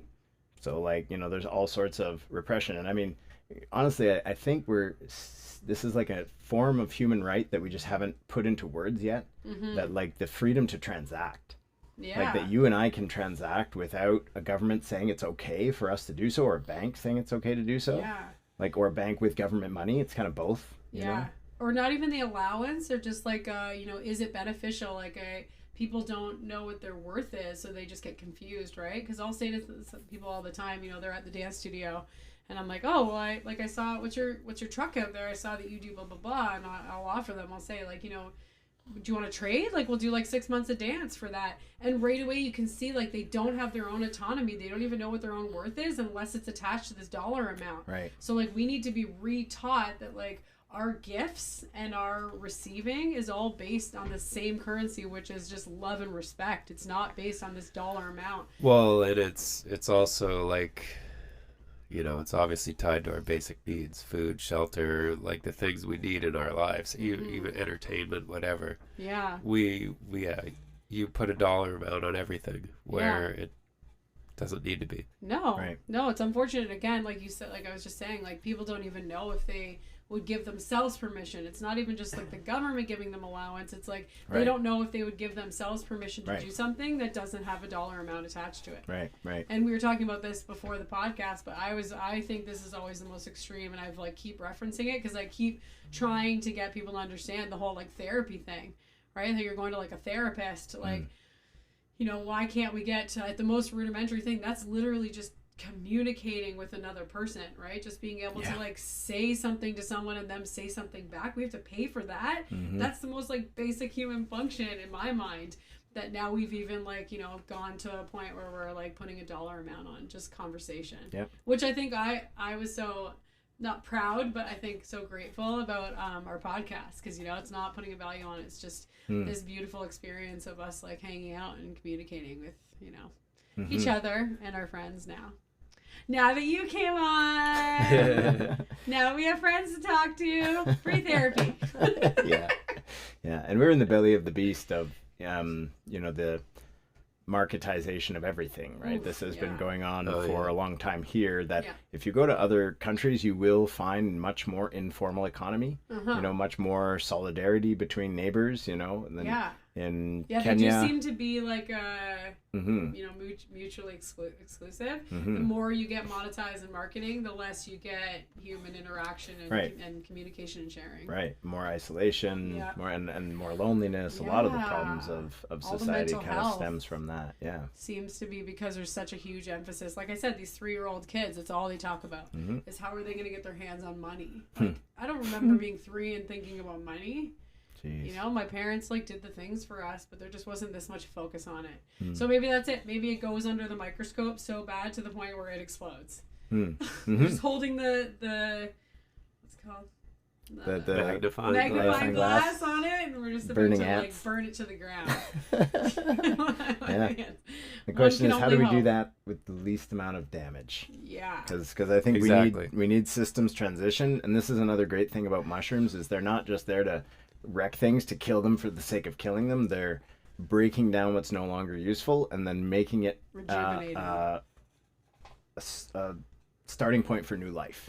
This is what makes rich soil, is the broken down trees that the mushrooms broke down, and then new trees can grow in it. So we need to process, digest, decompose capitalism, and then open those resources all the up. Plastic toys. I always they can decompose plastic too. I know. I was reading that. I was like, oh yeah, come take a toll on my house. So all these plastic kids toys, I am done with them.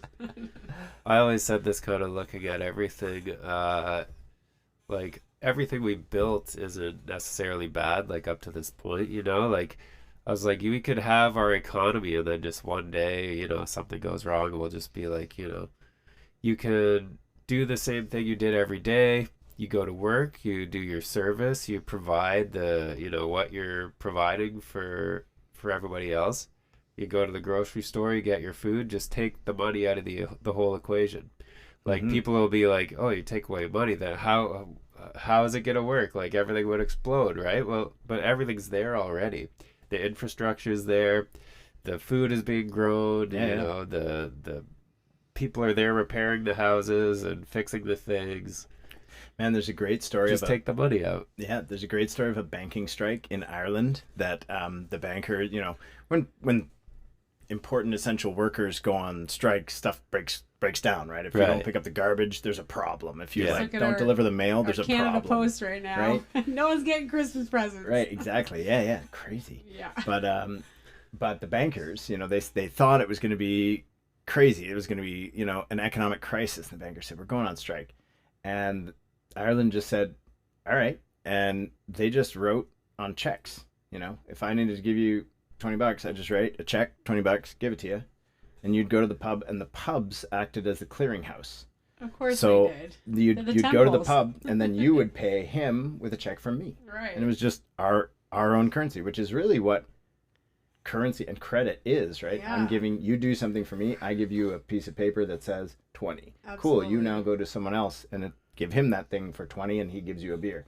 Great. They didn't Yeah. need the bankers. There was no crisis at all. The bankers had to crawl back to work being like, "Oh, okay." Oh, Like okay. no one gave a shit. Yeah. It was hilarious. Yeah.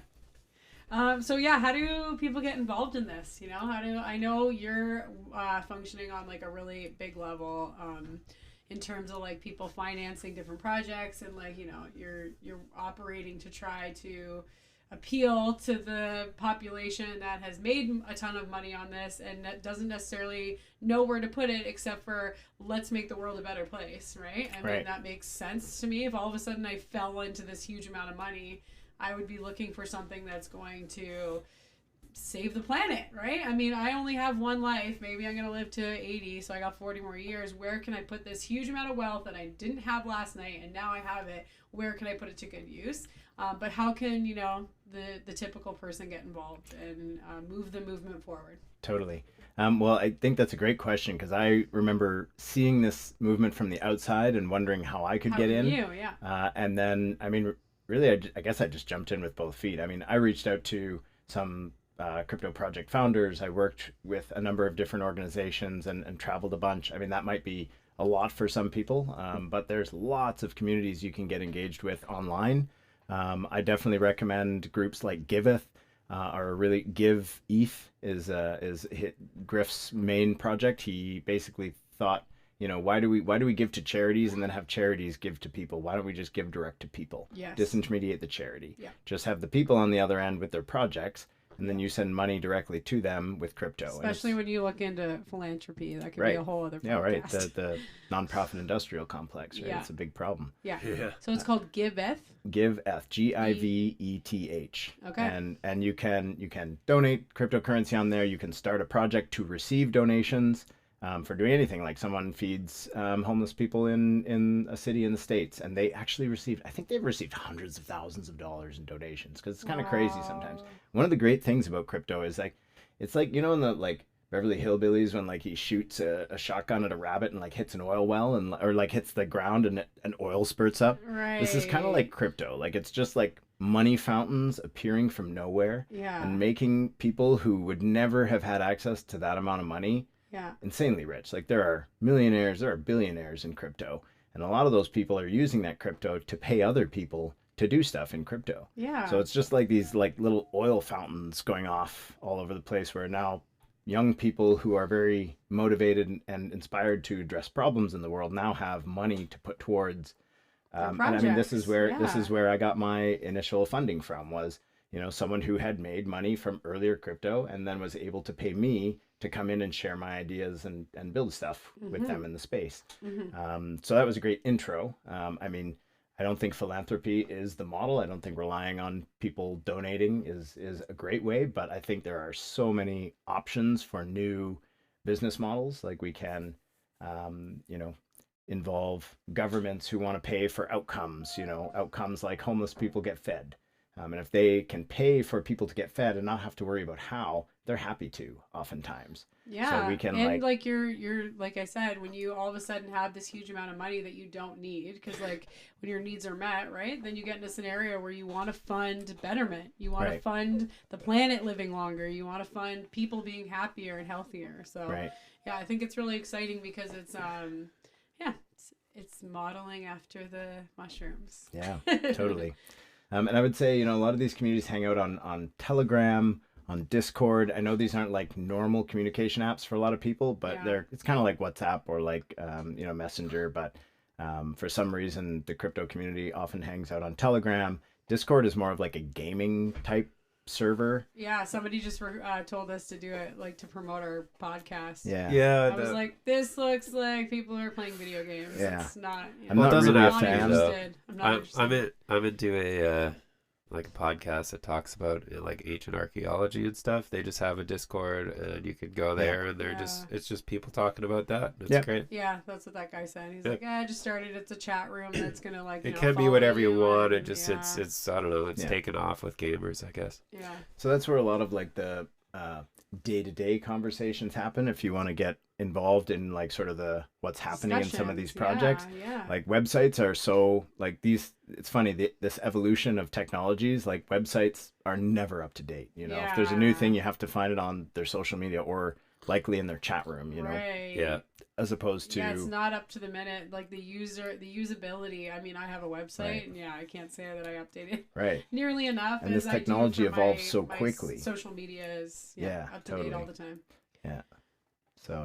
So a lot of those places are where you'll find projects hanging out. Cool. There are a few sort of like myco-fi, myco-punk spaces that are opening up. Maybe I'll send you a link and we can add it. Yeah, in I the can add it podcast, to the podcast Cool. for sure. Yeah, I've actually been working on some coordination technology using AI and like multiplayer whiteboards, digital whiteboards. Okay. So kind of like Miro. If you've ever played with Miro or Figma, it's like a whiteboard. No, but I remember you talking about it when you were first getting into VR. You brought like the first VR set over. Oh yeah. And you were like, "Oh, this is gonna revolutionize it. People can get together and whiteboard together. Right, They right. can like write on the board and be in the same conference room together. Yeah.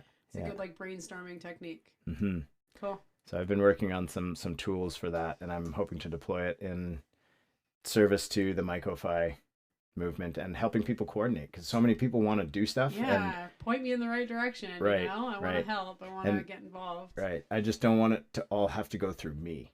I want to create a space that people Yeah. can meet online and see what needs to be done, who is doing it, and how they Yeah. can get involved, rather than me having to say, oh, this person is doing this and that person is doing that. Yeah. Although I do know a lot of this because the movement is fairly small. Yeah. But I want to create a space that people can go, so it's a network thing rather Right. than I know Jeff thing or Yeah. I'm doing the same thing with the dance studio. It's stepping into your CEO power, empowering other people. Cool. Yeah. Yep. Very cool. So Awesome. I was curious, would the system need like auditors or monitors for that's what stuff we're like talking that to about. function? Yeah. Yeah. We So don't wanna like be that. you have want it to do you have an itself. issue, you want the issue solved. Somebody can donate to that. Now, like, where's like the accountability that, like, do you allocate, need to like check up on it? take a picture and you got like a fork and like a homeless guy's mouth or something like that? yeah, totally. Yeah. So this is something called the oracle problem. So an oracle is basically like the oracle Yeah, from can it's see like would everything. tell Yeah. would tell you the truth of the future kind of thing. So Yeah. blockchains are digital infrastructure on the internet. They have no idea what's going on in the real world. So you need an oracle to say like this happened, right? Uh-huh. If there's a prediction market that says the Jays will win or the Red Sox will win, well, you need maybe they say, okay, we're going to use the whatever sports night result, and the sports night result will be the oracle for this smart contract, how it pays out. So if Jays win, Sportsnet says Jays win, Jays get payout. If Sportsnet says Red Sox win, but this can be gamed. I mean, in a baseball game, maybe not, because you can, everyone could see who won. All the sports networks probably agree. You have but if- multiple oracles Right. because you have eyes on it. Right. Yeah. But if you think about, let's say, like the last election, where people were saying different things, right? Trump was saying the Yeah. election went this way, and Trump is the Yeah. president. So if the oracle is the president, then he would have just overturned the election, basically. Yeah. So you have to be careful where you get your information from. Yeah. And this is the same in any feedback system. So let's say even like a thermostat in a room, right? If we put the thermostat here, but the temperature sensor out in the garage, then you're always going to get bad data from that because it's way colder in the garage, and it's going to be turning on way more often. So it's just about where you put your sensor. Yeah. And the sensor feeds information into the system just in the same way that an oracle does. So I don't think it's a solvable problem, but we have to figure out more and more ways. I mean, there's lots of like, imagine like an Uber of verification. So you have an Uber for trash. So people are now going around like cleaning up trash, but maybe now you need a verifier network to double check that the trash is cleaned up. I was talking to my buddy. He's from Dubai, and he was like telling me, he was like, you go there, it's the most peaceful place in the world. He's like, you speed, the ticket shows up in the mail. Like there's cameras everywhere. So instead of us using these cameras to catch people speeding or doing bad things, why don't we reverse it and catch them doing good things and socially invest in them, right? I saw this incentivize guy. them. Right. I saw this guy help an old lady across the street. $50. There he goes. Five good citizen tokens. Doesn't even have to be money necessarily. Right. It could be transferable to money, or it could be even better than money. And I think too, like we're not. You talked about this in the book a little bit. That is still kind of like a. Oh, sorry. It just hit home for me because I think like specifically women do a lot of jobs that are like maternal. We're taking, we're doing. And I'm hearing it with my girlfriends is that like you're turning women who instinctually want to take care of our families, want to help our elderly parents, we want to clean our houses, we want to be caretakers, but we've been so incentivized by money that we're literally going away from our instinct to care give. And now we're like, women are not having kids, they're not taking care of, they're not cooking anymore, they want divorces because they're being so incentivized only by money. So I think that like starting to introduce like good social tokens and incentivizing, good behavior or like, nice, I don't know the word for it. Why isn't it just decency? Why isn't it just, like these basic things that used to be human? It used to be based on like a social being. So yeah, I think the technology is already there. We got cameras from one end to the other. If you're going to clutter our streets, catch the good stuff. At least also catch the good stuff as you're giving people speeding tickets because they were trying to get home to their kid who's sick, Right. So yeah, I think it's already there. I think the monitors are there. Right. We just need to turn them the other direction. Yeah, unfortunately, focus on people doing nice things. It is like a government charging us fines. Surveillance economy kind of thing. Yeah. And a lot of people. But surveillance. A lot of people are turning to like the decentralization because there isn't that like privacy invasion sort of stuff. So it's I don't know. Yeah, but if they were gonna surveillance me and give me social credits that I can go buy bread with because I was nice to my kids today. Well, so that was something like motivate by love instead of fear. There's like a Dutch highway or something like that where if your car it's like the 407 and it records your license plates or whatever, but if your car is not on there, then you get credits in your bank. So people are taking their bikes. And they're biking to work because their car is now not on the highway, and they get money in their bank account. That's great. Yeah, reinforce good instead behaviors. of a stick. Yeah. Yeah, I love that. So it is really applicable, and I think like people can get involved in these type of ways that are really meaningful instead of just I bought crypto on a stock and I tried to sell it for money. Yeah. And I think that's one way to get in. Like that's how I got in, and I definitely went down many rabbit holes that I wasn't expecting. So and I think a lot of people that I've spoken to that have gotten in, off of stuff that I've talked about, people come up and they're like, "Wow, you really got me into this. Now I'm doing this stuff." And I'm like, "Wow, cool. That's cool." I wouldn't even know where to begin with like that depth of the technology. But there's something for everyone in these spaces, and also we're so early. I think it's still very complicated. Like you have to download a wallet, you have to save your seed phrase, the stuff. It's like using the internet in the 80s and before browsers, before email. The internet was there. Even before that, right? You could go on the internet, but you had to like type internet code. It wasn't like you open Internet Explorer and then you're on the internet and there's web pages. There wasn't those things, right? So I think we're still pre those things in the blockchain age. Okay. I think pretty soon we will have, I'll be able to email you crypto. You won't have to have any wallet. You won't even know the wallet is there. It'll just be behind the scenes in your email. And I mean, there's something that's basically Google custodying the codes for you. That's what happens with our credit cards. Yeah, that's what happens with all these systems. And it's a step. I feel like we're getting close because even our day-to-day banking, you gotta download an app, you gotta have all your stuff in there. It's Sure. kind of a pain Yeah. to set it up. Mm-hmm. But once you It's set the it same up, sort of stuff, but then Yep. once it is, it's easy. Yeah. Yeah. there's a couple platforms that work with crypto that are making it easier. I found, anyways. Mm-hmm.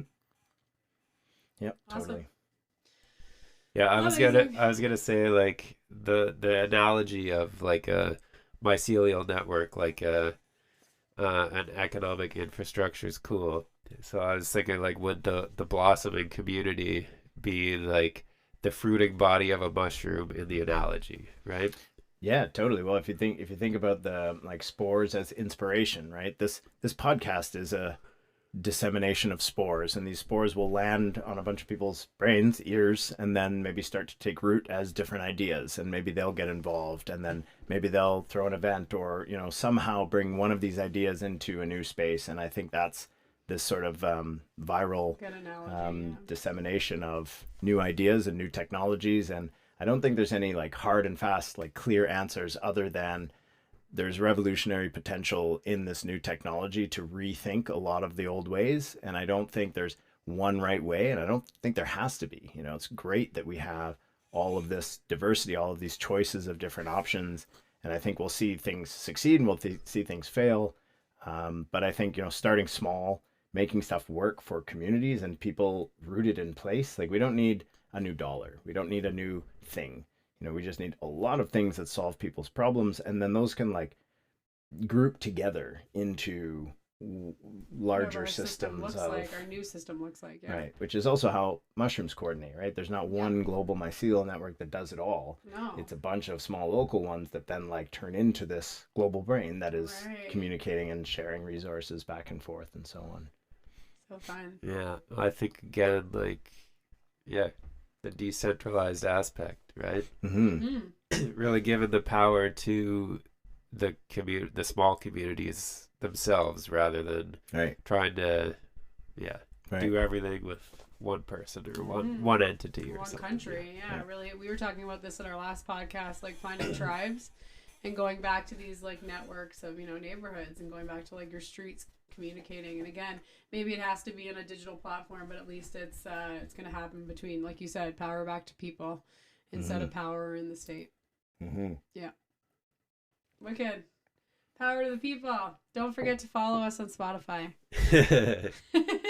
Yeah. Collect the spores. Would you do you have anywhere you would want people to go to check out like the book, or maybe do you have a website yourself? Or... Yeah, I think the website we have up for this right now is like mycofi.art, I think, mycofi.art. It does have a purchase link on there, but I mean, I'm gonna get it up on Amazon, so it should be easier to buy in the future. You can also find a free version. I think it might be linked on that site as well. There's a digital version if you just want to read and learn. Yeah, and I mean, there's lots going on. I mean, I did recently deploy my website on jeffemmett.com. I'm working on some of the technology there, which should be helpful for some mycelial coordination in the future as well. Cool. Amazing. It's a great book. Yeah, it was a lot of fun. Yeah. I'm looking forward to the next one. Oh, yeah? Yeah, Got some plans there'll in the definitely be a two. Yeah, Very I cool. think the next one is going to be on psilocybernetics. Ooh. So psilocybin, is the medicinal component in psychedelic mushrooms that allows our brain to regrow neurons. So it's called neurogenesis. When we take psychedelic mushrooms, it helps our neurons grow together, and this is how we can kick old habits or addictions. So this is why it's such an important therapeutic molecule. And cybernetics is the steering of complex systems. So like a company, you might use cybernetics design to steer a company. It comes from an old Greek word, Kubernetes, but psilocybernetics, I think, is the application of mycofi into organizations so that they can become more, let's say, institutionally adaptive. They can get more information in, they can make better decisions, and then they can push, funding out to more emergent adaptive groups within the org rather than a traditional, hierarchy with employees and bosses and a board at the top and all those decisions flow downhill. So how can we improve the sense and response capability of organizations by implementing myco-fi into psilocybernetic design? Nice. So I'm Awesome. gonna do it in my dance studio. yeah, it'd be fun. I'm gonna lead like a mushroom instead of like a boss lady. Yeah. Nobody exactly. likes the boss lady. No, mushrooms lead from underneath. They Yeah. just support. Yeah. They just support the health of the garden. Tall rose grows here, a short rose grows here. The mushroom isn't judging. No. It's just providing nutrients. Yeah. It's not like a top-down watering system where you're like, Right. oh, I like that rose. I'm going to water that one. That Elon Musk rose, that's really tall. I'm going to give all the money there. Yeah. How stupid. Yeah. Like, let's grow and support the whole garden rather than just this tall rose that we think is important because it's taller than all the others. Like, Yeah, and think of how much better the ecosystem would function if all the members were, supported and growing and flourishing. exactly. Think of what we could accomplish. Yeah. Amazing. Yeah. So great to have you. Thank you so much for joining us today. It's been fun. And yeah, we can't wait to get you back. Let's do it Enjoy. again. Good luck in all your future travels. I know Thank you have you. something planned after Christmas. Yeah, I don't Yeah. even know where I'm going yet. Just roll the dice. Where Have in a the one-way world is flight. Jeff Emmett? One-way flight, and then we'll figure it out from there. Amazing. Awesome. Awesome. Well, thanks so much for coming on. And yeah, we'll talk soon. Looking forward to the next one. All right. Good night.